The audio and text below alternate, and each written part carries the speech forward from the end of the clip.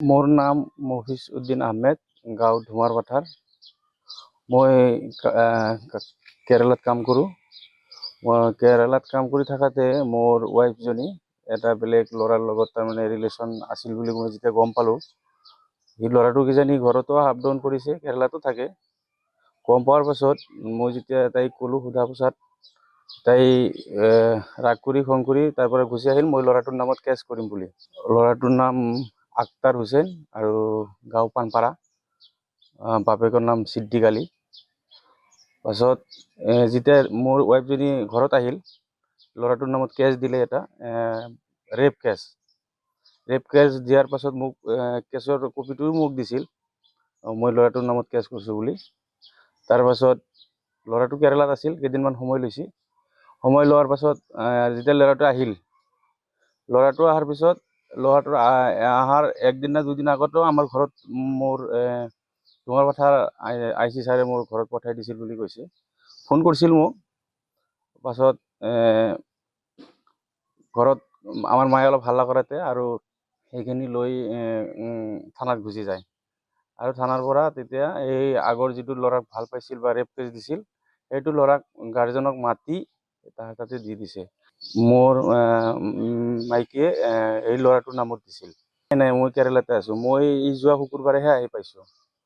এতিয়া এই ল'ৰাটোৰ তাতে যদি নিচে বিয়া পাতিছে বুলি শুনিছোঁ মই, কিন্তু বিয়া পাতিছে যদি মোক ডিভোৰ্চ পেপাৰটো লাগে। আৰু ডিভোৰ্চ পেপাৰ নেদেকে কেনেকৈ বিয়া হ'ল? আমাৰ মুছলিমততো 3 মাহৰ আগত বিয়া, ডিভোৰ্চ নেদাৰ 3 মাহৰ আগত বিয়া হ'ব নোৱাৰে।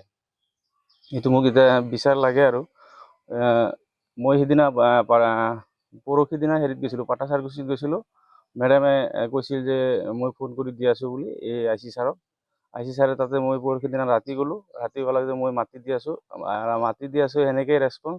কালিৰ দিনটোও গ'ল, আজিৰ দিনটোও গ'ল। তে মোৰ এতিয়া যদি মোৰ মিছেছে তাতে বিয়া হৈছে, মোক হেৰিটো লাগে আৰু ডিভোৰ্চ পেপাৰটো লাগে। আৰু যদি বিয়া হোৱা নাই সেইটোতো পিছৰ কথা, কিন্তু মোক যদি এতিয়া তাহোন যদি কিবা মাৰি পেলাই, এতিয়া মোৰতো ৰিস্কটো মোৰ তাতে আহিব। এতিয়া মই সেইকাৰণে মই ভাবিছোঁ যে মোক যেনেকৈ হ'লেও তাহাক থানাত মাতি কেনে হ'লেও মোৰ ডিভোৰ্চৰ ব্যৱস্থাটো কৰি দিব লাগে। লগত পলাই মানে থানাৰ পৰা তেখেতৰ তাতে দি দিছে বুলি মই শুনাহে পাইছোঁ। মইতো এতিয়া ইয়াতে নাছিলোঁ। এতিয়া কেনেকৈ কি হৈছিল থানাৰ পৰাহে ক'ব পাৰিব। মোৰ ঘৰত কোনো নাই। মোৰ বাবুটো কেৰেলাত কাম কৰে, মোৰ মইনা এটা আছে, তাতে বেলেগত আছে, ল'ৰা ছোৱালী 2টা। তাৰ পৰা মই আৰক্ষীৰ ওচৰত এইটোৱে প্ৰাৰ্থনা কৰোঁ যে মোৰ তিৰিটোক মাতি আনি, যদি সি মোৰ তাতে নাথাকে এইটোতো ভাল কথা বা বেলেগ কথা, কিন্তু মোক ডিভোৰ্চটো দিব লাগে। তাৰ পাছত বিয়া হয় কি হয় সেইটো হওক। সেয়ে আহ্বান জনাম যে মোৰ তিৰিটোক মাতি আনি আপোনালোকে এইটো মীমাংসা কৰি দিয়ক। কাৰণ আমাৰ মুছলমান হিচাপত 3 মাহৰ আগত বিয়া পাতিব নোৱাৰে। কেনেকৈ বিয়া পাতিলে?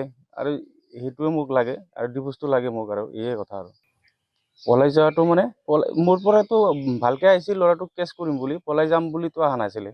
পিছত কেছ কৰাৰ পাছত থানাৰ পৰা হয়তো তেখেতক এই ল'ৰাটোৰ ঘৰত দি দিছে বুলি কৈছে। মই নাছিলোঁ, মোৰ গাৰ্জেন কোনো নাছিলে, পূৰা অনুপস্থিতি দিছে। এতিয়া কেনেকৈ দিলা সেইটোতো মই গম নাপাওঁ। জনাটো চবেই জনাইছোঁ এনেকৈ হৈছে বুলি। এতিয়া চবৰে কাম, চবেই নিজে ব্যস্ত থাকে, কায়ো তাৰমানে মাথা নামাৰে তাৰমানে। সেইকাৰণে এতিয়া আপোনালোকক মাতিব লগা হৈছে। যিকোনো খবৰৰ বাবে যোগাযোগ কৰক 7099017330 লগতে 7099017110 নম্বৰত।